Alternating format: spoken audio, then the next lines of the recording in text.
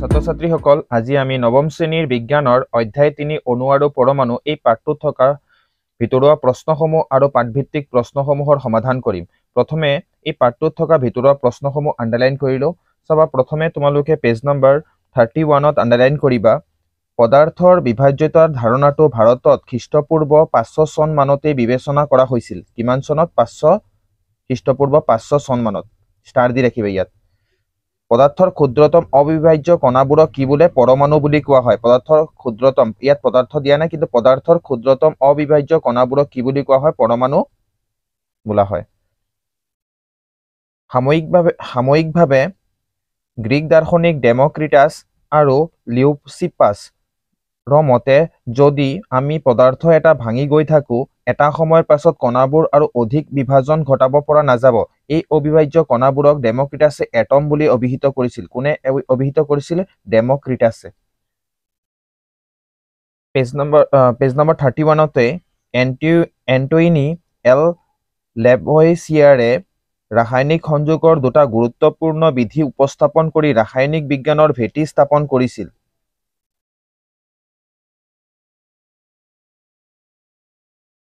লেভইছিয়াৰ আৰু Joseph L প্ৰাউষ্টে ৰাসায়নিক সংযোগৰ দুটা বিধি উপস্থাপন কৰিছিল। সেই বিধি দুটা হ'ল, ৰাসায়নিক সংযোগৰ বিধি দুটা হ'ল, চাবা,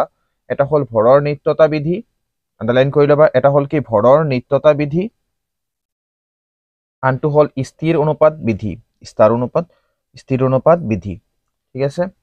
আণ্ডাৰলাইন কৰিবা। পেজ নম্বৰ 32তেই ভৰৰ নিত্যতা বিধি মতে ৰাসায়নিক বিক্ৰিয়াৰ এটাত ভৰ সৃষ্টি বা বিনাশ হ'ব নোৱাৰে। পেজ নম্বৰ 32তে আণ্ডাৰলাইন কৰিবা। 1766 চনত ইংলেণ্ডৰ এক দুখীয়া তাঁতী পৰিয়ালত জন ডেল্টনৰ জন্ম হৈছিল। ইয়াতে আণ্ডাৰলাইন কৰিবা। 1807 চনত তেওঁ বিখ্যাত পৰমাণুবাদ আগবঢ়াইছিল, এটমিক থিয়ৰী, যাক এটমিক থিয়ৰী বুলি কোৱা হয়। ইয়ে পদাৰ্থ অধ্যয়নৰ দিশত এক নতুন যুগৰ সূচনা কৰিছিল।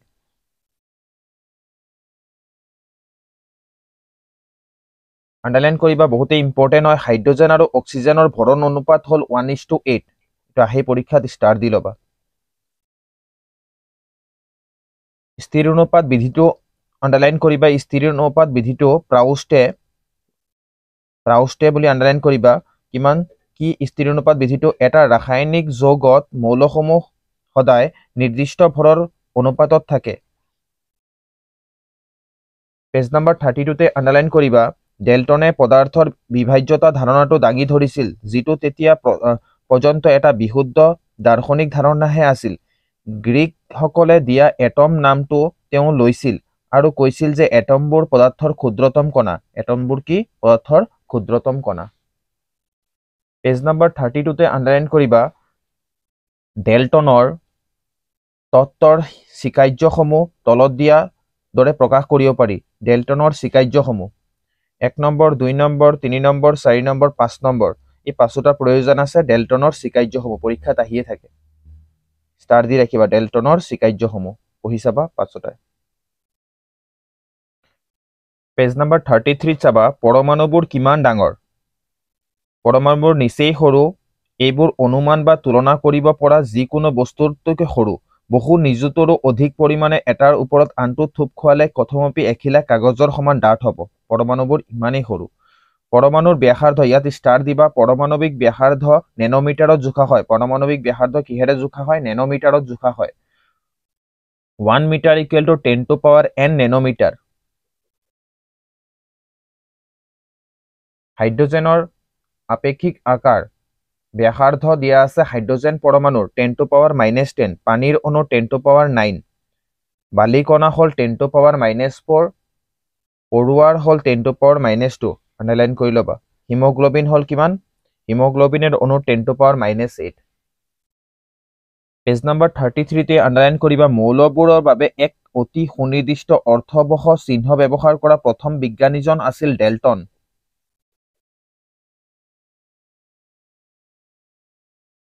ৱাৰ্জিলিয়াছে মৌলসমূহৰ চিহ্নসমূহ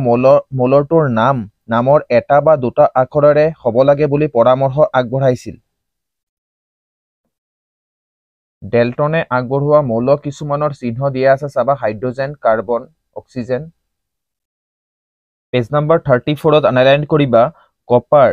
নামটো সাইপ্ৰাছ নামৰ পৰা লোৱা হৈছিল কপাৰ নামটো কিহৰ পৰা লোৱা হৈছিল সাইপ্ৰাছ নামৰ পৰা গোল্ড নামটো হালধীয়া ইয়েল্লোৰ ৰং বুজোৱা ইংৰাজী শব্দটোৰ পৰা লোৱা হৈছিল IUPACৰ সম্পূৰ্ণ অৰ্থ চাবা IUPAC international union of pure and applied chemistry আন্তৰ্জাতিক বিশুদ্ধ আৰু প্ৰায়োগিক ৰসায়ন সংস্থা এই সংস্থাই কি কৰে শুনি ৰবা মৌলবোৰৰ নামবোৰ অনুমোদন কৰে মৌলবোৰৰ কি কৰে নামবোৰ অনুমোদন কৰে মৌল বুলিলে কি বুজো আমি মৌলবোৰ পাইছো হাইড্ৰোজেন হিলিয়াম লিথিয়াম ইয়াত চাবা এই মৌলসমূহৰ নামাকৰণ কৰোতে কি কৰিছিলে চাবা মৌলবোৰ ইংৰাজী নামৰ প্ৰথম এটা বা দুটা আখৰ লিখা হয় প্ৰথম এটা বা দুটা আখৰ থাকে প্ৰথম চিহ্নৰ প্ৰথম আখৰটো সদায় বৰফলা আখৰ আৰু দ্বিতীয় আখৰটো সৰুফলা আখৰত লিখা হয় ইয়াত চাবা হাইড্ৰোজেন H কেপিটেল লেটাৰৰ প্ৰথম বৰফলা আছে আৰু এলুমিনিয়ামত চাবা AL মানে AL নহয় মানে দুটাই কেপিটেল লেটাৰ নহয় এটা কেপিটেল আনটো কি স্মলত হয় মৌলসমূহৰ নামাকৰণ কৰোতে ইয়াত চাবা আন্ডাৰলাইন কৰিবা লেটিন ফেৰামৰ পৰা আইৰণৰ চিহ্ন Fe লেটিন ফেৰামৰ পৰা আইৰণৰ চিহ্ন কি Fe নেট্ৰিয়ামৰ পৰা সোডিয়ামৰ চিহ্ন Na আৰু কেলছিয়ামৰ পৰা K লোৱা হৈছে তাৰ দি ৰাখিবা নেক্সট চাবা পেজ নম্বৰ হল 134 তে চাবা কাৰ্বন এটাৰ পৰমাণু ভৰক পাৰমাণবিক ভৰৰ একক বা AMU হিচাপে সংক্ষিপ্ততে প্ৰকাশ কৰা হৈছিল ষ্টাৰ দি লবা ইয়াতো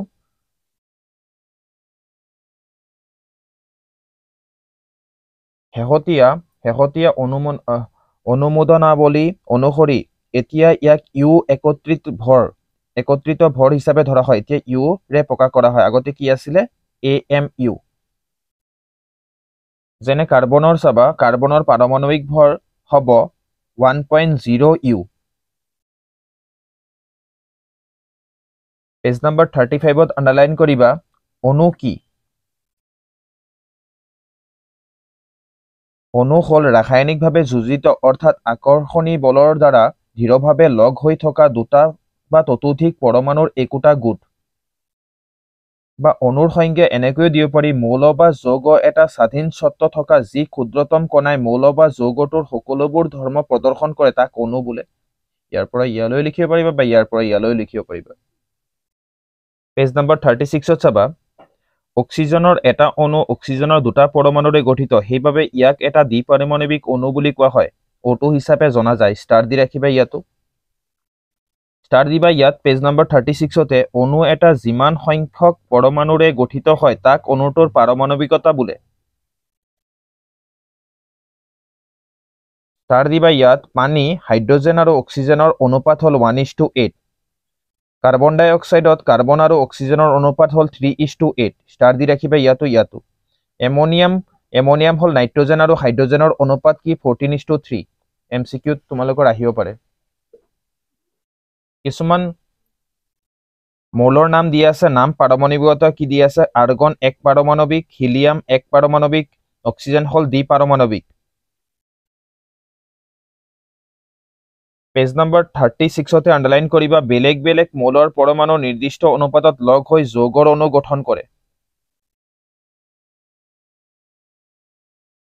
পেজ নম্বৰ 36তে আন্ডাৰলাইন কৰিবা ধাতু আৰু অধাতুৰে গঠিত যৌগবোৰত অধানযুক্ত কণা থাকে এইবোৰক আয়ন বোলে ষ্টাৰ দি ৰাখিবা আয়ন কাক বোলে আয়ন ঋণাত্মক বা ধনাত্মক হ'ব পাৰে ঋণাত্মক আধানযুক্ত আয়ন এটাক এনায়ন বোলে আৰু ধনাত্মক আধানযুক্ত আয়নক কেটায়ন বোলা হয় সোডিয়াম ক্লোৰাইড NaCl ত ধনাত্মক আধানযুক্ত সোডিয়াম আয়ন থাকে আৰু ঋণাত্মক আধানযুক্ত ক্লোৰাইড আয়ন থাকে পেজ নম্বৰ 36ৰ এই শেষৰ পৰা একাধিকৰ পৰা আন্ডাৰলাইন কৰিবা একাধিক পৰমাণুৰ আধানযুক্ত গোট একোটাক বহু পৰমাণবিক আয়ন বোলে পেজ নম্বৰ 37ত আন্ডাৰলাইন কৰিবা মৌল এটাৰ যোজন শক্তিক তাৰ যোজ্যতা বোলে কিছুমান বহু পাৰমাণবিক আয়ন দিয়া আছে সিহঁতৰ চিহ্ন দিয়া আছে যেনে এমোনিয়াম হাইড্ৰক্সাইড এমোনিয়াম হল কি চাবা NH4 হাইড্ৰক্সাইড হল কি OH minus nitrate hydrogen carbonate এইবোৰ চাবা ব্ৰোমাইডো চাব পাৰা এলুমিনিয়াম হল Al3+ পেজ নাম্বাৰ 38 ত আন্ডাৰলাইন কৰিবা ৰাসায়নিক সংকেত লিখোতে মানিবলগীয়া নিয়মবোৰ এনেকৈ আন্ডাৰলাইন কৰিবা ৰাসায়নিক সংকেত লিখোতে মানিবলগীয়া নিয়মবোৰ এক নম্বৰ নিয়ম হল আয়নৰ ওপৰত যোজ্যতা বা অধাতু সমতুল হৈ থাকিব লাগিব দুই নম্বৰ হল ধাতু আৰু অধাতুৰে গঠিত যৌগ এটা ধাতুটোৰ নাম বা চিহ্নটো প্ৰথমে লিখা হয় যেনে ক্যালসিয়াম অক্সাইড ক্যালসিয়াম ধাতু হয় প্ৰথমে লিখা হৈছে চিহ্নটো আৰু অক্সাইড হয়নে অক্সিজেন যুক্ত হৈ পেলাই কি হৈছে ক্যালসিয়াম অক্সাইড অক্সাইডক কত লিখা হৈছে পিছত লিখা হৈছে ইয়াক CaO ইয়াৰ সংকেত কি CaO সোডিয়াম ক্লোৰাইড চাবা সোডিয়াম ধাতু ক্লোৰিন অধাতু হয়নে এটা চাবা কেনেকৈ লিখা হৈছে NaCl বুলি একেদৰে sulphide iron sulphide FeS copper oxide CuO বহুপৰমাণৱিক আয়নৰ উদাহৰণ চোৱা যদি বহুপৰমাণৱিক আয়ন এটাই থাকে তেন্তে বান্ধনী প্ৰয়োজন হয় উদাহৰণ স্বৰূপে NaOH পেজ নাম্বাৰ 38 তে আন্ডাৰলাইন কৰিবা দুটা ভিন্ন মৌলৰ গঠিত সৰল যৌগবোৰক দ্বিমৌলিক যৌগ বোলে পেজ নাম্বাৰ 38 ত বুজি লবা হাইড্ৰোজেন ক্লোৰাইডৰ সংকেত কেনেকৈ দিয়া হৈছে চাবা চিহ্ন হল H হাইড্ৰোজেন ক্লোৰিনৰ চিহ্ন কি হৈছে Cl এতিয়া চাবা যোজ্যতা হাইড্ৰোজেনৰ যোজ্যতা তোমালোকে ক'ত পাবা চাবা পেজ নাম্বাৰ 51 ত চাবা পেজ নাম্বাৰ 51 ত চাবা ইয়াত চাবা হাইড্ৰোজেনৰ যোজ্যতা কিমান আছে 1 আৰু ক্লোৰিনৰ যোজ্যতা কিমান আছে হল 1 ইয়াত যোজ্যতা দিয়া হৈছে হাইড্ৰোজেনৰ যোজ্যতা কিমান 1 আৰু ক্লোৰিনৰ যোজ্যতা দিয়া হৈছে কিমান 1 সবা ক্ৰস মাল্টিপ্লাই কৰিলে কি হৈ যায় 1 হাইড্ৰোজেনৰ লগতো 1 থাকিব ক্লোৰিনৰ লগতো 1 থাকিব ইয়াত কি হৈছে ACl সংকেত এনেদৰে সংকেত গঠন কৰে হাইড্ৰোজেন সালফাইডৰো একেদৰে এনেদৰে সংকেত গঠন কৰা হৈছে হাইড্ৰোজেন হল কিমান 1 সালফাইডত কিমান আছে যোজ্যতা 2 তেন্তে ক্ৰস মাল্টিপ্লাই কৰিলে কি হৈ যাব সবা ক্ৰস মাল্টিপ্লাই কেনেদৰে কৰে এই H ৰ লগত 2 পূৰণ কৰিলে কি হ'ব H পিছত কি হ'ব 2 আৰু কি হ'ব S এনেদৰে সংকেত গঠন কৰে বাকিবোৰ তোমালোকে ট্ৰাই কৰি চাবা গুটেইবোৰ পেজ নাম্বাৰ 39 ত চাবা ক্যালসিয়াম হাইড্ৰক্সাইডৰ সংকেত দিবা সবা কেনেকৈ ক্যালসিয়াম হাইড্ৰক্সাইড কেনেদৰে সংকেতটো গঠন কৰিছে ক্যালসিয়ামৰ সংকেত হল Ca আৰু হাইড্ৰক্সাইড আছে যেহেতু OH এতিয়া ইয়াত মনত ৰাখিবা ক্যালসিয়াম কিমান আছে 2 প্লাস OH হল কি 1 মাইনাস কি হ'ব CaOH হল 2 হ'বগৈ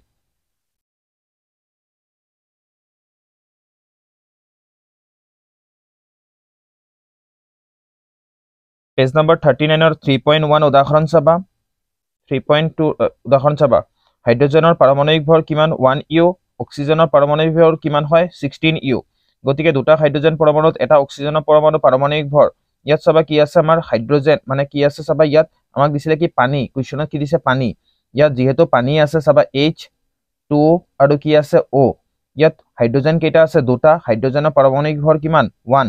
প্লাস হল অক্সিজেন চাবা অক্সিজেন কেইটা আছে এটা আৰু কিমান আছে আমাৰ ইয়াত 16 অক্সিজেনৰ পাৰমাণবিক ভৰ কিমান 16 2 1 যে কিমান হল 2 প্লাস কিমান হল 16 প্লাস 2 কিমান হল 18 পাৰমাণবিক ভৰ একক কিহৰে প্ৰকাশ কৰা হয় ইউ দ্বাৰা প্ৰকাশ কৰা হয় কাৰণ ইয়াত ইউ দিয়া হৈছে পেজ নাম্বাৰ 39 তে আন্ডাৰলাইন কৰিবা যৌগ এটাৰ সংকেত গোট এটাত থকা পৰমাণুবোৰৰ পাৰমাণবিক ভৰবোৰৰ যোগফলে যৌগটোৰ সংকেত গোট ভৰ ষ্টাৰ দি ৰাখিবা ইয়াত পেজ নাম্বাৰ 41 ত চাবা 41 ত ইয়াত আন্ডাৰলাইন কৰিবা যিকোনো এটা পদাৰ্থৰ এক মলত থকা কণাৰ সংখ্যা স্থিৰ 6.022 into 10 to power 23 এইটো পৰীক্ষালব্ধ মান এই সংখ্যাক এভোগাড্ৰ ধ্ৰুৱক বোলা হয় ষ্টাৰ দি ৰাখিবা 100% এইটো প্ৰশ্ন আহে ইটালীৰ বিজ্ঞানী এমিডিও এভোগাড্ৰ সন্মানাৰ্থে ইয়াৰ নাম দিয়া হৈছে ইয়াক এই সংখ্যাক n0 এটা ইয়াক 0 বা O এটা ধৰিব পৰা 0 সংকেতেৰে বুজোৱা হয় 1 mol equal to কিমান হয় চাবা 6.022 into 10 to power 23 page number 41 তে আকৌ আন্ডাৰলাইন কৰিবা মল শব্দটো মল হল ৰসায়ন বিজ্ঞানৰ গাণনিক একক ষ্টাৰ দিবা ইয়াত মল শব্দটো 1896 ৰ আগে পাছে উইলহেম অষ্টৱাল্ডে অৱতাৰণা কৰিছিল কোনে অৱতাৰণা কৰিছিল ইয়াক দম বা দল বা থোপৰে বুজোৱা লেটিন শব্দ মলছৰ পৰা লোৱা হৈছে পেজ নম্বৰ 43 তোমালোকে ষ্টাৰ দিবা মৌলৰ স্বাধীনভাৱে বৰ্তি থাকিব পৰা তাৰ সকলোবোৰ ৰাসায়নিক ধৰ্ম ধৰি ৰাখিব পৰা ক্ষুদ্ৰতম কণা এটাই পৰমাণু অণু কি সাধাৰণ অৱস্থাত স্বাধীনভাৱে বৰ্তি থাকিব পৰা মৌল বা যৌগৰ ক্ষুদ্ৰতম কণা এটাই অণু নেক্সট আন্ডাৰলাইন কৰিবা হ'ল কি কাৰ্বন C12 সঠিক 12 গ্ৰামত যিমান সংখ্যক পৰমাণু থাকে সিমান সংখ্যক কণিকা থকা পদাৰ্থৰ পৰিমাণক মল বোলা হয় ষ্টাৰ দিবা এক মল পদাৰ্থৰ ভৰক তাৰ মলাৰ ভৰ বোলা হয় এতিয়া আমি পাঠভিত্তিক প্ৰশ্নসমূহ আলোচনা কৰিম তবে আমি ইয়াত ভিতৰুৱা প্ৰশ্নসমূহ কিউ বুলি দিছো তোমালোকে কিউ বুলি দিবা কিউ পৰমাণু কি কোনো মৌলৰ ক্ষুদ্ৰতম কণা যি ৰাসায়নিক বিক্ৰিয়াত অংশগ্ৰহণ কৰে তাকে পৰমাণু বোলে কিউ ৰাসায়নিক সংযোগৰ বিধি কেইটা আৰু কি ৰাসায়নিক সংযোগৰ বিধি দুটা যেনে ভৰৰ নিত্যতা বিধি আৰু স্থিৰানুপাত বিধি কিউ ভৰৰ নিত্যতা বিধি কি ভৰৰ নিত্যতা বিধি মতে ৰাসায়নিক বিক্ৰিয়া এটাই ভৰৰ সৃষ্টি বা বিনাশ হ'ব নোৱাৰে স্থিৰানুপাত বিধিৰ তত্ত্ব কি স্থিৰানুপাত বিধিৰ তত্ত্ব মতে এটা ৰাসায়নিক যৌগত মৌলসমূহ সদায় নিৰ্দিষ্ট ভৰৰ অনুপাতত থাকে শূন্যস্থান পূৰ্ণ কৰাত ইয়াত দিয়া হৈছে পৰমাণু গ্ৰীক শব্দ এটম ই পদাৰ্থৰ ক্ষুদ্ৰতম কণা পেজ নম্বৰ 32 আৰু 33 আছে চাই ল'বা ডেল্টনৰ পৰমাণুবাদৰ স্বীকাৰ্যসমূহ লিখা ডেল্টনৰ পৰমাণুবাদৰ স্বীকাৰ্যসমূহ হ'ল 1 নম্বৰ সকলো পদাৰ্থৰ পৰমাণু নামৰ অতি ক্ষুদ্ৰ কণাৰে গঠিত 2 নম্বৰ পৰমাণুবোৰ অবিভাজ্য কণা যাক ৰাসায়নিক বিক্ৰিয়া এটাত সৃষ্টি বা বিনাশ কৰিব নোৱাৰি 3 নম্বৰ হ'ল নিৰ্দিষ্ট যৌগ এটাত পৰমাণুবোৰৰ আপেক্ষিক সংখ্যা আৰু প্ৰকাৰ স্থিৰ থাকে 4 নম্বৰ হ'ল বেলেগ বেলেগ মৌলৰ পৰমাণুবোৰৰ ভৰ আৰু ৰাসায়নিক ধৰ্মসমূহ বেলেগ বেলেগ নেক্সট কিউ এটা দিয়া হৈছে ডেল্টনৰ পৰমাণুবাদৰ কোনটো স্বীকাৰ্য ভৰৰ নিত্যতা সূত্ৰৰ ফল পৰমাণুবোৰ অবিভাজ্য কণা যাক ৰাসায়নিক বিক্ৰিয়া এটাত সৃষ্টি বা বিনাশ কৰিব নোৱাৰি ডেল্টনৰ পৰমাণুবাদৰ এই স্বীকাৰ্য ভৰৰ নিত্যতা সূত্ৰৰ ফল নেক্সট কিউ হ'ল ডেল্টনৰ পৰমাণুবাদৰ কোনটো স্বীকাৰ্য স্থিৰানুপাত সূত্ৰটো ব্যাখ্যা কৰিব পাৰে উত্তৰ হ'ল নিৰ্দিষ্ট যৌগ এটাত পৰমাণুবোৰৰ আপেক্ষিক সংখ্যা আৰু প্ৰকাৰ স্থিৰ থাকে ডেল্টনৰ পৰমাণুবাদৰ এই স্বীকাৰ্য স্থিৰানুপাত সূত্ৰটো ব্যাখ্যা কৰিব পাৰে নেক্সট কি হ'ল পৰমাণুবোৰৰ আকাৰ কেনে ধৰণৰ উত্তৰ হ'ল পৰমাণুবোৰৰ আকাৰ নিচেই সৰু নেক্সট কি হ'ল পৰমাণুবোৰৰ পাৰমাণবিক ব্যাসাৰ্ধ কিহেৰে জোখা হয় উত্তৰ হ'ল পৰমাণুবোৰৰ পাৰমাণবিক ব্যাসাৰ্ধ নেনোমিটাৰ nm এৰে জোখা হয় nm এৰে জোখা হয় 1 nanometer equal to what 1 nanometer equal to 1 by 10 to power 9 meter আৰু 1 meter equal to 10 to power 9 nm IUPAC ৰ সম্পূৰ্ণ অৰ্থ কি আন্তৰ্জাতিক বিশুদ্ধ আৰু প্ৰায়োগিক ৰসায়ন সংস্থা আহি থাকে ষ্টাৰ দি ল'বা 100% এটো দি ল'বা আহি থাকে আহিবই নেক্সট কি হ'ল IUPAC কি উত্তৰ হ'ল IUPAC এক সংস্থা এই সংস্থাই মৌলবোৰৰ নামবোৰ অনুমোদন কৰে মৌলবোৰৰ নামাকৰণত বা চিহ্নত ইংৰাজী নামৰ প্ৰথম আখৰ এটা বা দুটা থাকে আখৰ থাকে আৰু চিহ্নৰ প্ৰথম আখৰটো সদায়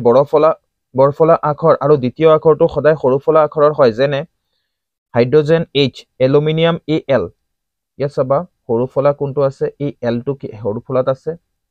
এলুমিনিয়ামৰ এই A টো কি আছে কেপিটেলত আছে ডাঙৰ ফলাত আছে আৰু হাইড্ৰোজেনত কি আছে সদায় সিঙ্গেল এটা হয়নে H এৰে বুজোৱা হৈছে এই কাৰণে ইয়াক H কেপিটেলত দিয়া হৈছে নেক্সট চাবা পেজ নম্বৰ 35 এৰ কোৱেশ্চন নম্বৰ 1 পাৰমাণবিক ভৰৰ একক কি উত্তৰ হ'ল C12 ৰ এটা পৰমাণুৰ ভৰৰ 1/12 অংশৰ মানে কাৰ্বন 12 ৰ 1/12 অংশৰ সমান ভৰক এক পাৰমাণবিক ভৰ বোলে পাৰমাণবিক ভৰৰ একক ইউৰে চিহ্নেৰে বুজোৱা হয় পাৰমাণবিক ভৰ কি কিউ দিয়া হৈছে এটা পাৰমাণবিক ভৰ কি কোনো মৌলৰ এটা কাৰ্বন 12 পৰমাণুৰ এটা পৰমাণুৰ ভৰ 1/12 ভাগতকৈ কিমান গুণে গধুৰ তাক যি সংখ্যাৰে বুজায় সেই সংখ্যাটোৱে মৌলটোৰ আপেক্ষিক পাৰমাণবিক ভৰ বা পাৰমাণবিক ভৰ বোলে নেক্সট হ'ল কি কোৱেশ্চন নম্বৰ 2 খালি চকুৰে পৰমাণু এটা দেখা সম্ভৱ নহয় কিয় উত্তৰ হ'ল পৰমাণুৰ আকাৰ অতি ক্ষুদ্ৰ ইয়াৰ ব্যাসাৰ্ধ 10 to power -10 মিটাৰৰ পৰা আৰম্ভ হয় ইয়াৰ পৰা বুজা যায় যে খালি চকুৰে পৰমাণু দেখা সম্ভৱ নহয় পেজ নম্বৰ 39 ৰ অণু কি কিউ দিয়া হৈছে কোনো মৌল বা উত্তৰ হ'ল কোনো মৌল বা যৌগৰ স্বাধীন সত্তা বিশিষ্ট ক্ষুদ্ৰতম কণাক অণু বোলে অণু দুই প্ৰকাৰৰ যেনে মৌল অণু আৰু যৌগ অণু টু বুক পেজ নম্বৰ 36 মৌলৰ অণু আৰু যৌগৰ বিষয়ে পঢ়িবা এইটো তোমালোকে পঢ়ি ল'বা নেক্সট হল কিউ দিয়া আছে আয়ন কি ধাতু আৰু অধাতুৰ দ্বাৰা গঠিত যৌগবোৰত আধানযুক্ত কণা থাকে এইবোৰক আয়ন বোলে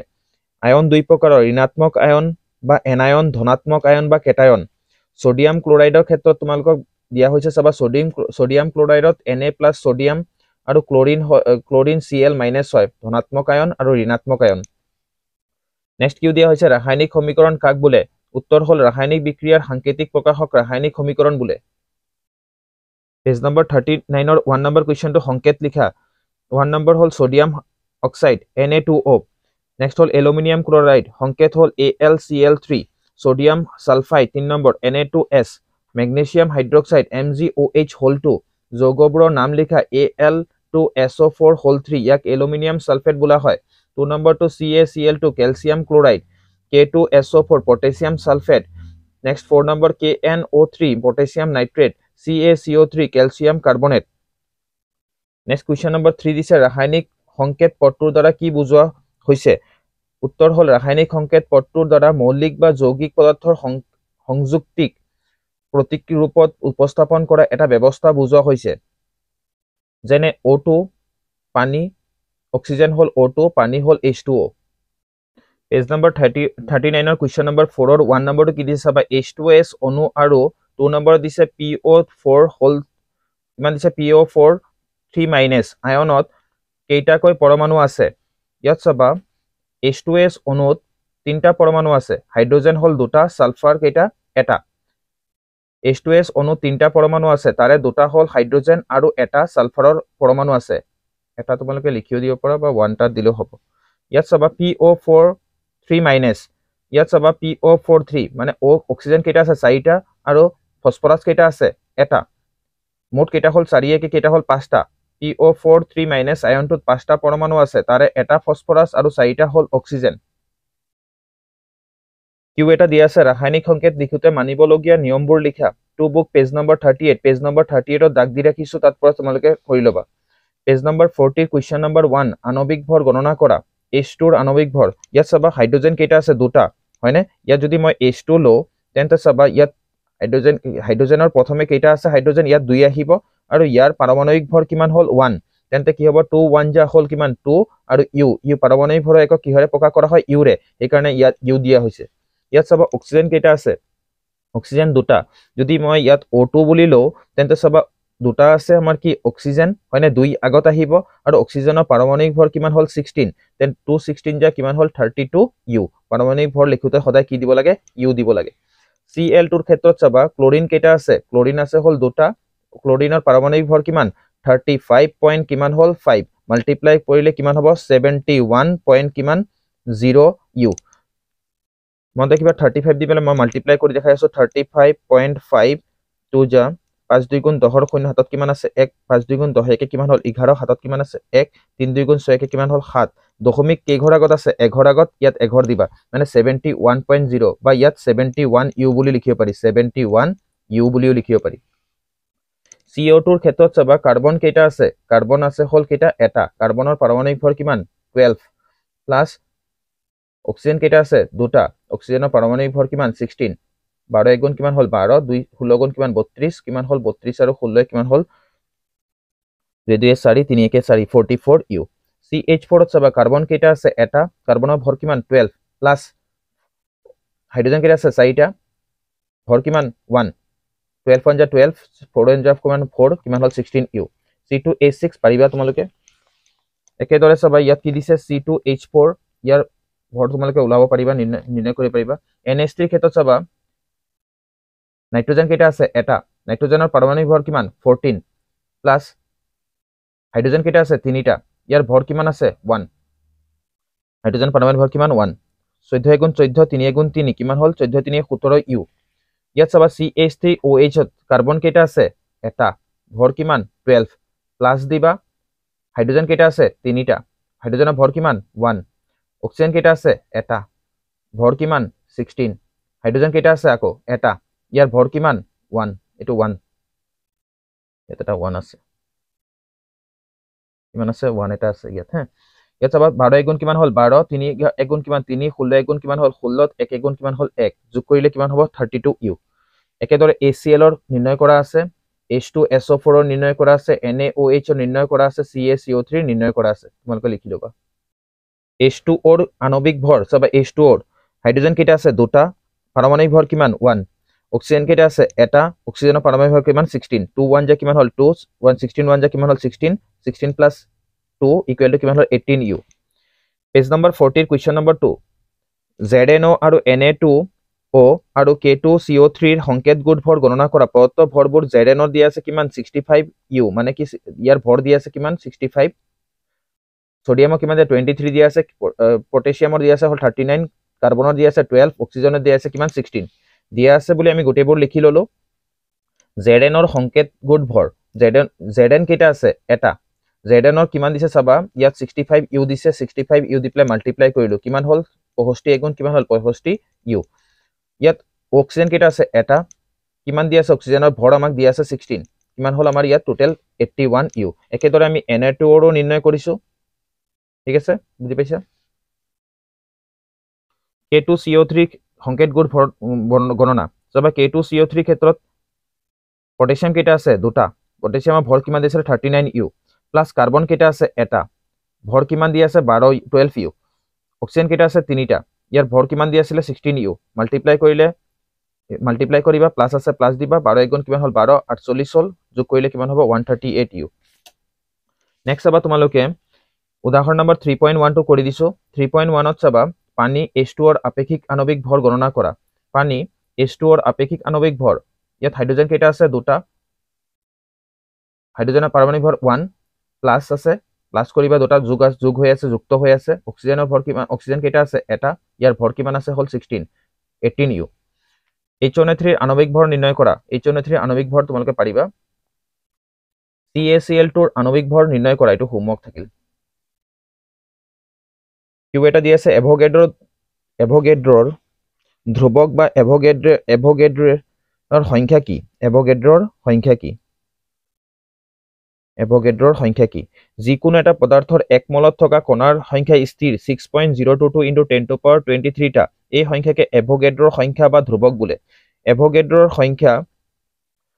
সংখ্যাক NO ৰ সংকেতেৰে দ্বাৰা বুজোৱা হয় এই NO ৰ দ্বাৰা সংকেতৰ দ্বাৰা বুজোৱা হয় AO দিয়ে ইয়াত AO দিয়া হয় 1 mol equal to কিমান 1 mol equal to 6.022 * 10^23 next Q এটা আছে বহুতে ইম্পৰ্টেন্ট হয় ষ্টাৰ দি ৰাখিবা মলৰ সংজ্ঞা দিয়া 9 গ্ৰাম পানীত কিমান মল পানীৰ অণু আছে C12 মানে কাৰ্বন 12 ৰ সঠিক 12 গ্ৰামত যিমান সংখ্যক পৰমাণু থাকে সিমান সংখ্যক কণিকা থকা পদাৰ্থৰ পৰিমাণকে মল বোলে পানী H2O ৰ গ্ৰাম আণবিক ভৰ কিমান 18U 18 গ্ৰাম পানীত 1 মল অণু এটাকে 1 গ্ৰাম পানীত কিমান হ'ব 1 বাই কিমান হ'ব 18 হ'ব আৰু 9 গ্ৰাম পানীত কিমান হ'ব 1 by 18 into 9 মল অণু 9 দি পেলাই কেইবাৰ গল দুবাৰ গল 2 দি পেলাই একক হৰণ কৰিলে কেইবাৰ যায় চাবা 2 দি পেলাই দশমিক দিয়াৰ পিছত শূন্য আহিল 2 5 গুণ কিমান হল 10 0.5 তেন্তে কি হ'ব आंसर 0.5 মল অণু পেজ নম্বৰ নেক্সট কোৱেশ্চনটো হল কি মল শব্দটো কোনে প্ৰৱৰ্তন কৰিছিল উত্তৰ হল 1896 চনত উইলহেম অষ্টৱাল্ডে প্ৰৱৰ্তন কৰিছিল মল শব্দটো লেটিন শব্দ মলছৰ পৰা আহিছে ইয়াক দম বা দল বা থুপ বুলি কোৱা হয় পেজ নম্বৰ 44 কোৱেশ্চন নম্বৰ 3 বহু পাৰমাণবিক বা বহু পৰমাণুক আয়ন কাক বোলে উদাহৰণ দিয়া যিবোৰ পৰমাণুত এটাৰ অধিক পৰমাণু থাকে সেইবোৰক বহু পাৰমাণবিক আয়ন বোলে উদাহৰণ স্বৰূপে কি আছে চাবা ammonium NH4+ hydroxide OH- nitrate NO3- next চাবা তলত দিয়াবোৰ ৰাসায়নিক সংকেত লিখা কোৱেশ্চন নম্বৰ 4 পেজ নম্বৰ 44 ৰ magnesium chloride MgCl2 calcium oxide CaO copper nitrate CuNO3 হল 2 ইয়াত চাবা মই কেনেদৰে লিখিছো তেনেকৈ লিখিবা C2 ক্যাপিটেল দিবা A2 স্মল দিবা আকৌ O2 ক্যাপিটেল দিবা C2 ক্যাপিটেল দিবা U2 স্মল দিবা N2 ক্যাপিটেল দিবা O2 ক্যাপিটেল দিবা নাই কাৰণ নাইট্ৰজেন আৰু কি আছে অক্সিজেন আছে কোৱেশ্চন নম্বৰ 4 ৰে চাবা D এলুমিনিয়াম ক্লোৰাইড কি আছে AlCl3 ক্যালসিয়াম কাৰ্বনেট হল CaCO3 নেক্সট কোৱেশ্চন নম্বৰ 5 তলৰ যৌগবোৰত থকা মৌলবোৰৰ নাম লিখা পুৰাচুনৰ সংকেত হ'ল CaO CaO থকা মৌলবোৰৰ নাম হ'ল CaA এইটো CaO থকা মৌলবোৰৰ নাম হ'ল কেলছিয়াম আৰু কি অক্সিজেন হাইড্ৰোজেন ব্ৰমাইডৰ সংকেত হ'ল HBr থকা মৌলবোৰৰ নাম হ'ল হাইড্ৰোজেন আছে আৰু কি আছে ব্ৰমিন আছে বেকিং পাউডাৰৰ সংকেত হ'ল NaCO3 এইটো 100% চাবাই বেকিং পাউডাৰৰ সংকেত হ'ল NaHCO3 থকা মৌলবোৰৰ নাম হ'ল সোডিয়াম হাইড্ৰোজেন কাৰ্বন আৰু অক্সিজেন সোডিয়াম আছে হাইড্ৰোজেন আছে কাৰ্বন আছে আৰু কি আছে অক্সিজেন আছে সোডিয়াম হাইড্ৰোজেন কাৰ্বন আৰু অক্সিজেন পেজ নম্বৰ 51 পৰা তোমালোকে মৌলৰ নাম আৰু চিহ্ন 100% আগতে শিকিবা লিখি লবা মৌলৰ নাম আৰু চিহ্ন hydrogen H helium He lithium Li beryllium Be boron carbon nitrogen oxygen fluorine neon sodium magnesium aluminium silicon phosphorus sulphur chlorine argon এই গুটেকেইটা তোমালোকে লিখিবা আৰু চিহ্নবোৰো লিখি লবা পেজ নম্বৰ 51 ত আছে পেজ নম্বৰ 44 ৰ 5 ৰ ডি নম্বৰটো চাবা কি দিছে পটাছিয়াম সালফেটৰ সংকেত হ'ল কি K2SO4 ইয়াত চাবা পটাছিয়াম আছে সালফাৰ আছে আৰু অক্সিজেন আছে K2SO4 থকা মৌলবোৰৰ নাম হ'ল পটাছিয়াম সালফাৰ আৰু কি অক্সিজেন তলৰ পদাৰ্থবোৰৰ মোলাৰ ভৰ গণনা কৰা ইথাইন C2H2 ৰ মোলাৰ ভৰ হ'ল C2H2 লিখিবা কাৰ্বন কেইটা আছে দুটা ভৰ কিমান পাৰমাণবিক ভৰ কিমান 12 হাইড্ৰোজেন কেইটা আছে দুটা ভৰ কিমান হ'ল 1 24 + 2 = কিমান হ'ল 26U সালফাৰ অণুত S8 ৰ মোলাৰ ভৰ হ'ল এটো মোলাৰ ভৰ হ'ল S8 লিখিবা সালফাৰ কেইটা আছে 8টা ভৰ কিমান 32 মাল্টিপ্লাই কৰিলে কিমান হয় 256U ফসফৰাছ অণু P4 ৰ মোলাৰ ভৰ হ'ল P4 ফসফৰাছ কেইটা আছে 4টা মাল্টিপ্লাই কৰি দিবা 31 দি প্লাই কাৰণ পাৰমাণবিক ভৰ কিমান 31 ফসফৰাছৰ কিমান 31 দিয়াই আছে অলৰেডি মাল্টিপ্লাই কৰিলে কিমান হ'ব 124U হাইড্ৰক্লোৰিক এসিড HCl ৰ পাৰমাণবিক ভৰ হাইড্ৰোজেন কেইটা আছে এটা 1 * 1 প্লাস ক্লোৰিন কেইটা আছে এটা 35.5 হ'ল ক্লোৰিনৰ পাৰমাণবিক ভৰ প্লাস কৰি দিবা প্লাস কেনে কৰে চাবা 35.5 ইয়াত 1 দশমিকৰ আগত আছে পইণ্টৰ পিছত এটা শূন্য লগাই দিবা 563 36.5 কিমান হ'ব 36.5U nitric acid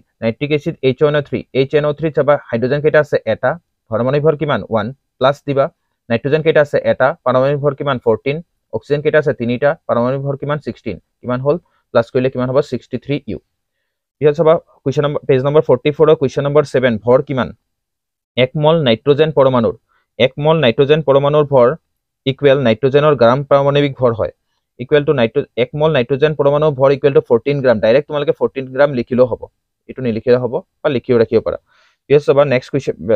page number 44 ৰ 7 ৰ B2 চাবা 4 মল এলুমিনিয়াম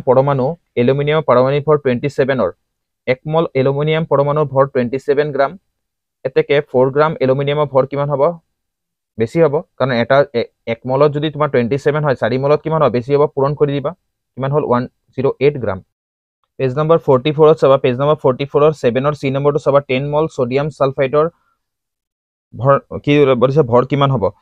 1 মল সোডিয়াম সালফাইডৰ ভৰ Na2SO3 ইয়াত চাবা সোডিয়াম কেইটা আছে দুটা ইয়াৰ ভৰ কিমান পাৰমাণবিক ভৰ 23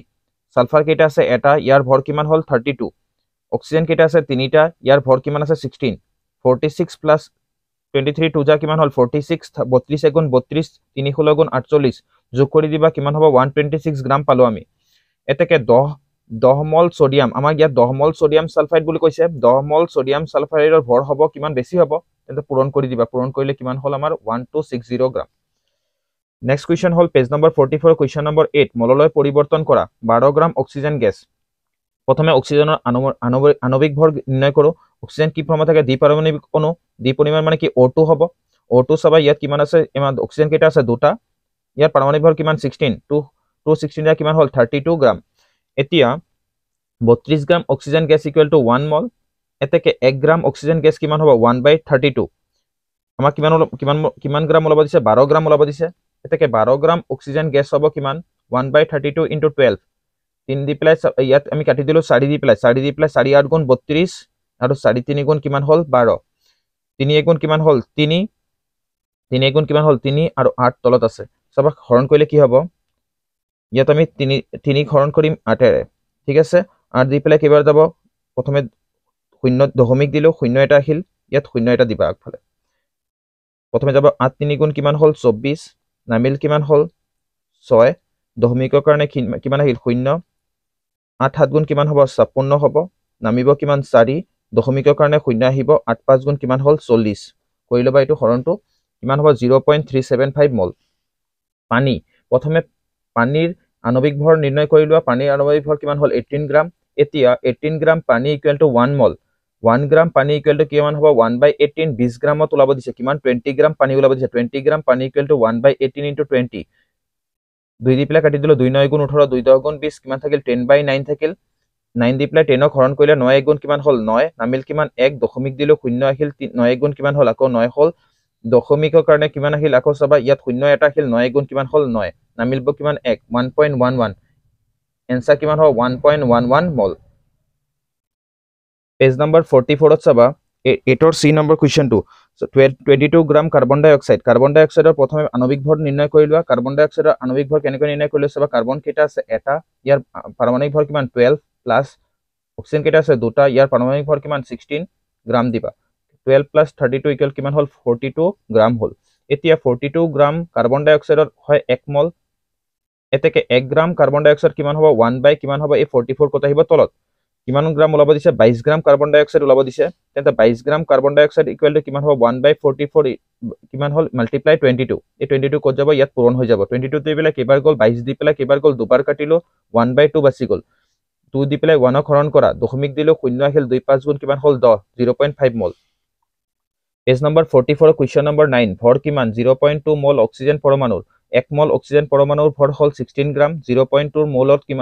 কিমান হ'ব আমাৰ 0.2 প্লাস 2 দি প্লাস 16 ক মাল্টিপ্লাই কৰি দিয়া কিমান হ'ব 16 2 গুণ কিমান হল 32 মন ৰাখিবা এই 16 দি প্লাস 2 পূৰণ কৰিবা 16 2 গুণ কিমান হল 32 হল দশমিক এই ঘৰ আছিল 0.2 ইয়াত এটা পইণ্ট এঘৰত আছিল ইয়াত এঘৰ আগত পইণ্ট লগাবা 3.2 গ্ৰাম 0.5 মল পানীৰ অণু 1 মল পানীৰ অণু ভৰ হল H2O কিমান হ'ব 18 গ্ৰাম পালো আমি 0.5 মল পানীৰ অণু ইকুৱেল টু ভৰ কিমান হ'ব 0.5 দি প্লাই 18 গ্ৰামক মাল্টিপ্লাই কৰি দিবা 18 দি প্লাই 5ক পূৰণ কৰিলে কিমান হয় 90 18 দি প্লাই 5ক পূৰণ কৰিলে কিমান হ'ব 90 হ'ব ইয়াত যেহেতু পইণ্ট এঘৰত আছে ইয়াত পইণ্ট এঘৰ আগত যাব তেন্তে কি হ'ব 9 গ্ৰাম পেজ নম্বৰ 44 ৰ 10 নম্বৰ কোৱেশ্চনটো চাবা 16 গ্ৰাম গোটা সালফাৰৰ থকা সালফাৰ অণু S8 ৰ সংখ্যা গণনা কৰা গোটা সালফাৰৰ ভৰ দিয়া আছে কিমান আমাক গোটা সালফাৰৰ আমি ভৰ কিমান জানো 32 গ্ৰাম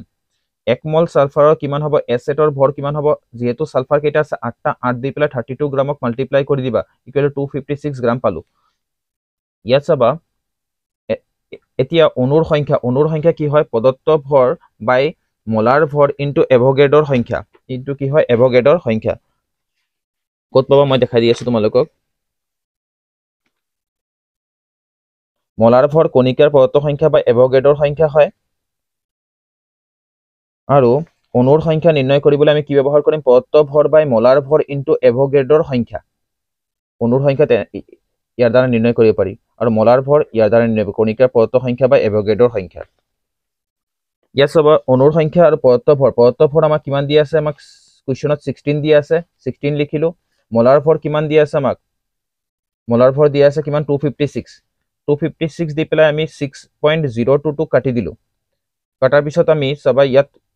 যিমান সংখ্যা পাম সেই সংখ্যা দি পেলাই 16ক মাল্টিপ্লাই কৰিলে আমি কিমান পাম 0.3764 ইনটু 10 টু পাৱাৰ 23 মনত ৰাখিবা